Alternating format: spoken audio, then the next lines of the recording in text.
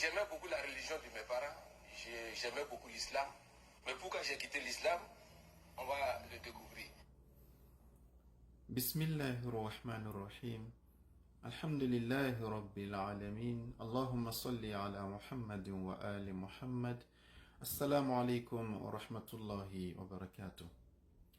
Ceci est un extrait d'une vidéo qui a été tirée d'une confession d'un de nos grands frères qui s'appelle Monsieur Traoré Issa, qui explique ici les raisons qui l'ont poussé à quitter l'islam pour le christianisme.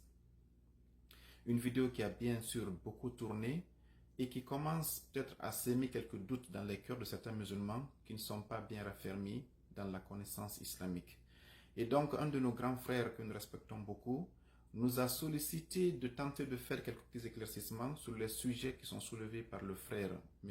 Traoré, afin de pouvoir non seulement l'aider, lui, M. Traoré, à bien asseoir ses convictions avant de prendre la décision finale, et peut-être aussi par là éclairer la lanterne de plusieurs autres millions de musulmans et de chrétiens qui se posent les mêmes questions que M. Traoré. Et donc, pour rester fidèle à sa confession, on ne va pas le paraphraser, on va faire rejouer la vidéo, et aller pas à pas avec lui. Chaque question qu'il soulève, on essaie de prendre la question qu'il a soulevée et de la mettre à la lumière des deux livres saints, le Saint-Coran et la Bible, afin de pouvoir voir est-ce que ce qu'il a soulevé est fondé ou pas. Et donc, pour ne pas trop tarder, on recommence la vidéo avec le délai de 5 minutes, mais les réponses pourront faire que la vidéo soit, disons, partagée en plusieurs autres séquences pour que les réponses soient bien détaillées et qu'il n'y ait plus d'équivoque après la suite de vidéos qu'on va faire, Inch'Allah ta'ala. Donc, on n'a qu'à commencer par la permission d'Allah subhanahu wa ta'ala. Nom Issa Traoré, je suis né dans une famille musulmane. En islam, dès qu'un enfant naît, une semaine après, il est automatiquement baptisé musulman. Et donc, de là, dès ma naissance, j'ai été baptisé musulman dans cette famille. J'aimais beaucoup la religion de mes parents, j'aimais beaucoup l'islam. Mais pourquoi j'ai quitté l'islam, on va le découvrir. Il n'est pas facile à un être humain de sortir de l'islam. Il est facile de devenir musulman. Pour devenir musulman, il te suffit de réciter la confession de foi, appelée en arabe Kalmatou Shahada. Mais le hic ici, sortir de l'islam, quitter l'islam comme mon cas, là on ne quitte pas l'islam comme ça, en fanfare, dans la gloire, non. Si tu veux quitter l'islam, étant un ancien musulman, la sourate 4, verset 89 nous dit ceci. S'il quitte l'islam ou s'il tourne le dos à l'islam, tue-le. Donc, si un musulman décide de quitter l'islam, il y a deux possibilités pour lui. Il a soit la mort physique ou soit la mort sociale. Nulle part dans la Bible où le Seigneur a mentionné que quiconque quittait le christianisme était sous une menace de mort. Non. Ainsi, la première question que M. Traoré se pose, c'est la question de l'adhésion et de la sortie de l'islam. Pour lui, l'islam est une religion à laquelle l'adhésion est très facile. Tu dis kalmatu shahada, ashhadu an la ilaha illallah, wa ashhadu anna muhammadan rasulullah, et tu es musulman, sallallahu alayhi wa sallam. Et il dit même que dès que tu nais dans une famille musulmane, on te baptise le 7e jour et que tu es musulman. Bien sûr, ce baptême n'est pas un baptême qui te fait musulman. L'islam est un contrat que tu vas prendre quand tu seras pubère. Ça, c'est une autre question. Mais la question qui l'effraie beaucoup et qui, voilà, l'a poussé à quitter l'islam, il dit que sortir de l'islam est puni par la mort.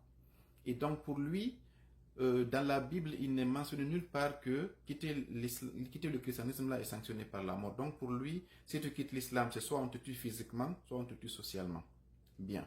Disons que par rapport à cette première préoccupation, le monsieur n'a pas compris. Il a cité un verset. Malheureusement, le verset n'est pas adapté à la situation dont il est en train de parler. Le verset ne fait aucunement allusion au fait d'apostasier, de quitter l'islam. Le fait d'apostasier est mentionné dans deux autres versets du Saint-Coran qu'on va lui lire, mais d'abord commençons par le verset qu'il a dit. On lui montre qu'il s'est trompé sur ce verset avant de lui donner les deux versets qui parlent de celui qui quitte l'islam, quel est le sort que le Coran lui réserve. Donc commençons par le verset de la sourate, comme il l'a cité lui-même, sourate 4, verset 89. Bismillahir Rahmanir Rahim. Waddu law takfuruna kama kafaru fatakununa sawa. Dieu dit dans ce verset que les mécréants et les hypocrites aimeraient que vous les musulmans, vous deveniez mécréants comme eux, afin que vous soyez égaux. Ne prenez pas d'alliance avec eux, jusqu'à ce qu'ils émigrent, ils quittent la Mecque pour Médine. Écoutez bien, c'est là que le frère dit maintenant, s'ils se détournent, attrapez-les et puis tuez-les. Où que vous les trouvez, ne prenez parmi eux ni amis, ni alliés, ni aide. Maintenant, le verset suivant que le frère n'a pas lu est le suivant. Sauf ceux qui vont aller s'associer avec d'autres peuples avec lesquels vous avez une alliance. À la fin de ce verset, il dit quoi? S'ils se détournent de vous, ils vous laissent tranquille. Et ils ne vous tuent pas. Et puis ils vous adressent la paix. Dieu ne vous a donné aucun droit contre eux. En réalité, ce verset ne parle pas de l'apostasie. Comme vous le comprendrez, le frère a coupé les versets, il a pris seulement une phrase dans un texte qui est complet et puis il a commencé à baser son jugement là-dessus. Le verset dit quoi? Les musulmans étaient divisés en deux catégories. Une fois que le prophète a quitté la Mecque pour Médine, il y en a des musulmans qui sont restés à la Mecque, qui ont refusé de venir à Médine.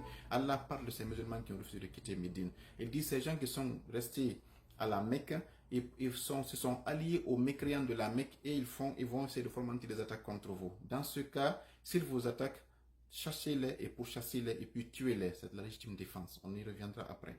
Et le verset suivant dit quoi? S'ils vous laissent tranquille, ils ne vous combattent pas, et ils vous adressent la paix. Allah ne vous donne aucun droit de les toucher. Ça veut dire qu'ici, il n'y a pas d'apostasie qui est touchée ici. C'est des peuples qui attaquaient les musulmans en étant restés à la Mecque. Allah leur dit, s'ils vous attaquent, ripostez. C'est ça qui est là. Il n'y a pas de relation avec l'apostasie. Maintenant, le prophète Mohammed sallallahu alayhi wa sallam, voilà un prophète qui priait sur les munafiqines. Voilà un prophète, quand un mécréant mourait parmi les voisinages, il pleurait en disant Satan a retiré celui-ci de ma main, je n'ai pas pu le convaincre, il pleure pour son sort. Un prophète miséricordieux qui ne pensait pas à tuer des gens qui quittaient l'islam. Les deux versets qui sont là, par rapport à celui qui sort de l'islam, sont les suivants. Il n'y a que deux versets. Le premier verset dit, Bismillah ar-Rahman ar-Rahim, ok. Verset 227. Celui qui va quitter sa religion, ok,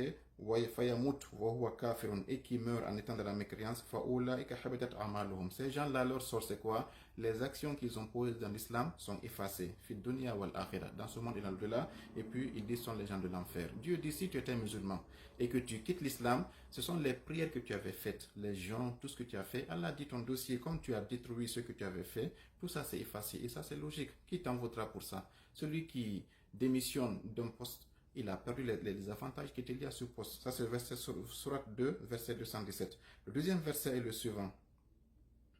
Un autre verset qui est très simple. Il dit, Sourate 5, verset 54. Ya ayyuhalladhina amanu, ô vous les croyants, ma yartadda minkum an dini, celui qui va quitter sa religion, fasawfa ya'ti Allahu biqawmin yuhibbuhum wa yuhibbunahum. Sachez que vous n'êtes pas indispensable. Dieu va amener d'autres peuples que Dieu aime et qui vont aimer Dieu et qui vont maintenant appliquer l'islam et qui vont faire valoir cette religion. Dieu dit, Monsieur Traoré Issa, vous pouvez quitter l'islam si vous voulez. Si vous quittez l'islam aujourd'hui, Dieu dit qu'un qui sort, il y a 1000 qui rentrent. Et dans le monde entier aujourd'hui, les statistiques le prouvent. Et Allah dit quoi? Si un groupe devient mécréant, Allah dit qu'il y a d'autres qui vont accepter. Et Dieu, dans le Saint-Coran, Suratul Baqarati, dit quoi? Suratul Baqarati, au verset... après Al-Kursi, verset 256, la ikraha fid din, il n'y a pas de contrainte en religion. Ceux qui vous ont dit que l'islam est une prison, ce sont des personnes qui se basent sur des hadiths qui ne sont pas authentiques. Mais sinon, dans le Saint-Coran, il n'y a aucune menace pour celui qui quitte la religion musulmane. La seule menace, c'est celui qui va quitter l'islam et qui va maintenant aller fomenter des guerres contre l'islam. Là, c'est la légitime défense, on abordera ce sujet suivant, voilà, dans les vidéos prochaines, Inch'Allah Ta'ala. Mais là, monsieur Issa, vous êtes trompé. Le verset de la Sourate 4, verset 89, ne parle pas de l'apostasie, mais des attaques que les musulmans recevaient et ils ont droit de riposter. Et on verra que cette riposte-là aussi est réglementée. Bismillahi Ta'ala. À la suite, Inch'Allah, à la vidéo prochaine, Inch'Allah Ta'ala.